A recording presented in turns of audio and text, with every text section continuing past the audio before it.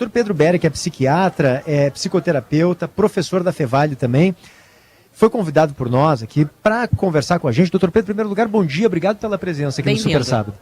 Bom dia, PG, bom dia, Denise, e a toda a audiência da Gaúcha. Muito obrigado pelo convite. A gente que agradece. Dr. Pedro, a gente convidou o senhor para falar especialmente sobre um assunto que tem tomado bastante as timelines, aí os feeds nas redes sociais, que é a tal da Desembrite.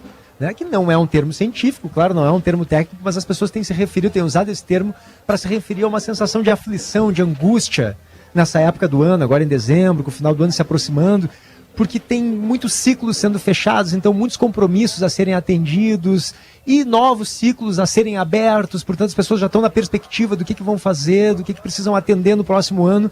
E isso dá uma sensação, às vezes, de cansaço, de esgotamento e de perda do controle até, né, Dê? Eu sei porque essa semana que passou agora, doutor Pedro, olha, sabe, Dê, às vezes parece que o cara não vai vencer.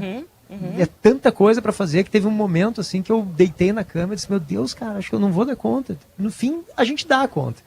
Mas é ruim se sentir assim, né, doutor? Então eu acho que eu fui vítima também da Desembrite, como muita gente vem comentando nas redes. Em primeiro lugar, doutor Pedro, isso é normal nessa época do ano? Isso sempre ocorre? Por que ocorre? Bom, a Desembrite é um fenômeno populacional, mas não é um diagnóstico médico em si, não existe um diagnóstico, né, no Código Internacional de Diagnóstico para Doenças com a denominação Desembrite ou até questões relacionadas ao final de ano especificamente. Mas o que ocorre? Nesses períodos de final de ano, esse fenômeno populacional ele traz a intensificação de emoções do afeto negativo, como tristeza, ansiedade, culpa, irritabilidade, por vezes vergonha também. Isso está muito associado à exposição intensa a estressores. Então esses estressores podem ser internos, como a maneira que eu avalio, penso e encaro a vida, assim como os externos com excesso de demandas afetivas, laborais, que existem efetivamente nesse período de final de ano.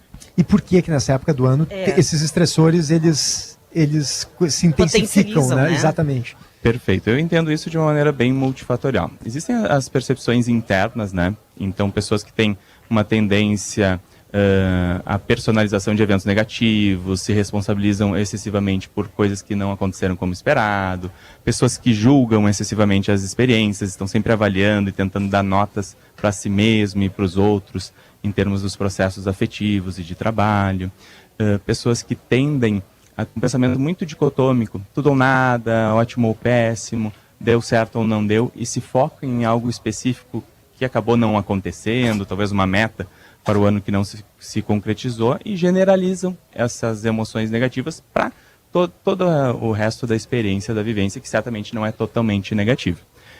Pessoas que têm essa tendência, geralmente, intensificam as emoções nesse período, mas eu identifico outros fatores sobrepostos também. Então, essa intensificação para pessoas que já fazem algum acompanhamento em ansiedade, depressão, geralmente intensificam os sintomas. Pode ocorrer como um fator de risco para o desenvolvimento de novos quadros, de depressão e ansiedade principalmente. Existe associação também com um fenômeno ocupacional, né, que já é bem descrito, que seria o burnout, então, que é um excesso de exposição ao estresse no trabalho especificamente. Doutor, fica à vontade, que eu tenho um monte de coisa aqui na minha cabeça aqui para perguntar, mas senão não te deixo falar. Fica à vontade. É porque nessa época do ano também, e aí, doutor, me corrija, por favor, as redes sociais também podem potencializar esses sentimentos, né? Porque se eu já tenho essa tendência a ter um pessimismo, né, a ter esses sentimentos negativos, vendo as pessoas postarem coisas bacanas, legais, é praia, é festa, e preparativos para o final do ano, isso potencializa ainda mais, não? Perfeito.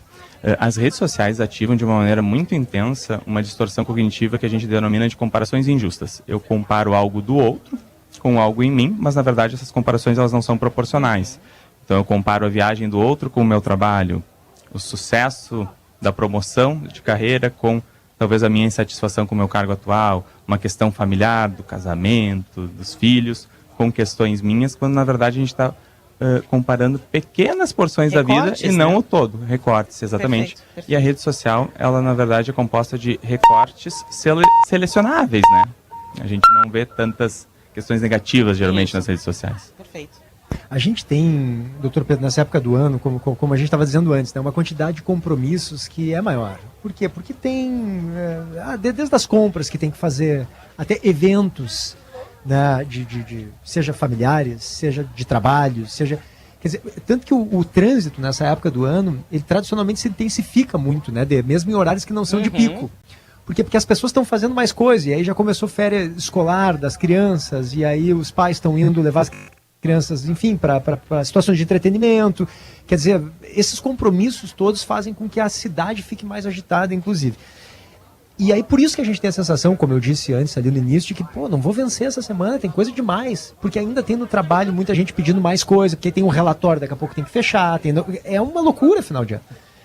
Doutor, eu tenho a impressão, eu sei que isso não é fácil para todo mundo, até pela situação profissional em que a pessoa pode se encontrar, mas às vezes é por uma questão emocional mesmo de cada um, que a gente tem que dizer não, doutor. Tem que dizer não, é fundamental. Nessa época do ano, eu acho que é uma das épocas mais importantes da gente dizer não vou fazer, não consigo fazer. A gente precisa se respeitar nossos limites, doutor Pedro. Não sei se o senhor concorda, se o senhor pode nos dar dicas de como fazer isso, de que momento a gente precisa se dar conta de que, cara, é hora de dizer não, chega, demais. basta. Está demais. Saber dizer não, certamente é uma das principais técnicas que a gente treina até para questões de esgotamento emocional, como acontece na Desembrite, mas a gente vê muito frequentemente também no burnout, por exemplo, que seria então um excesso de demanda emocional e estresse relacionado ao trabalho, né? Sabe, quando inicialmente foi descrito, o burnout foi descrito por o que a gente hoje chama de burnout, né, por um neurologista americano, George Beard, e ele descreveu da seguinte maneira: seria então o nervosismo americano, o título da obra, né, que ele denominou de neurastenia, que seria uma fraqueza dos nervos, né? O que ele observava? As pessoas estavam mais cansadas, com responsividade emocional, mais irritadas, menos tolerantes. E ele acreditou naquele momento, no final do século XIX, isso, a invenção da máquina a vapor, a imprensa, que antes era imprensa impressa, que era intermitente, depois passou a ser 2 vezes por semana e depois diariamente, e também a invenção do telégrafo. Ele entendia que essas questões traziam excesso de informações e por isso as pessoas tinham uma responsividade emocional para isso. Doutor Pedro, que loucura, imagina hoje. Se passaram 130 anos e as coisas intensificaram um pouco, Ainda mais, né? Ainda mais. Que loucura. O que outra que era? questão que ele tem: telégrafo, a máquina a vapor, a imprensa diária, e uma quarta que eu acabei não trazendo, que seria a obsolescência do conhecimento. Parecia que tinha muito desenvolvimento de conhecimento na época e as pessoas precisavam se atualizar de uma maneira constante e isso esgotava. Que loucura, então isso é descrito já. Sim, hoje é exatamente isso, só que vezes 700 mil. Talvez mais. Então tem que dizer não, doutor. É isso. Dizer não é uma das formas, né, de evitar o excesso de demandas. E o dizer não, ele não é só no ambiente corporativo de trabalho, mas, por exemplo, todos nós experienciamos isso, né? Quantas confraternizações cada um teve nos últimos 20 dias, né?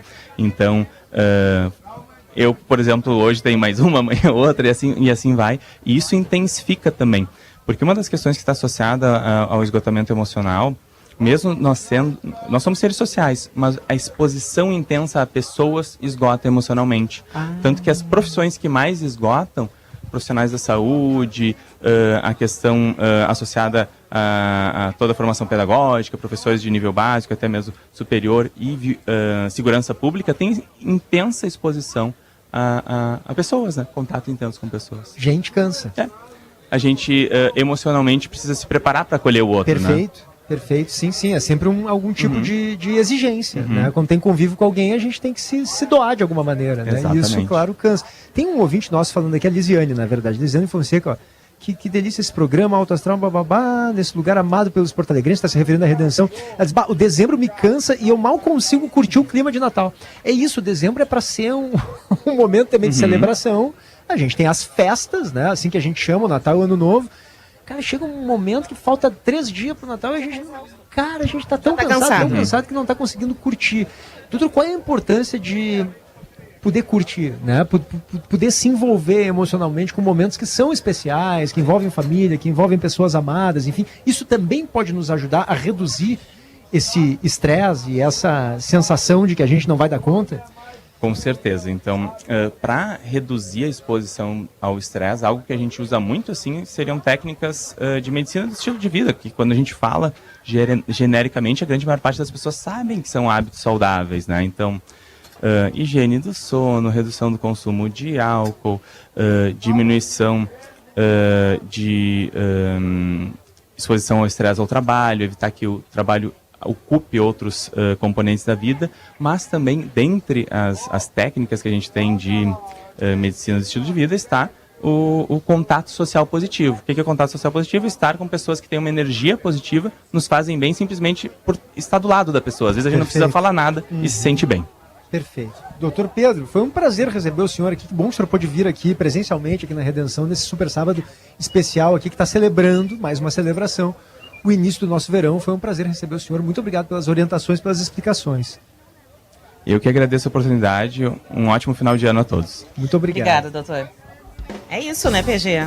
Que a gente saiba botar o pezinho no freio de vez em quando, né? Impor limites, nos respeitar, porque às vezes, doutor Pedro, tem um ponto aqui, eu sei que a gente já se despediu, mas tem um ponto que eu acho muito comum, que é a gente fica com vergonha, né? Com constrangido de dizer não. Quando, na verdade, o constrangimento devia ser pela demanda. A pessoa que tá me pedindo é que devia ficar constrangida. Pô, pelo amor de Deus, eu tô entupido de coisa. E rapidamente, assim, uma última dica, a gente usa muitas técnicas de aceitação para isso, né? O que a aceitação nos diz?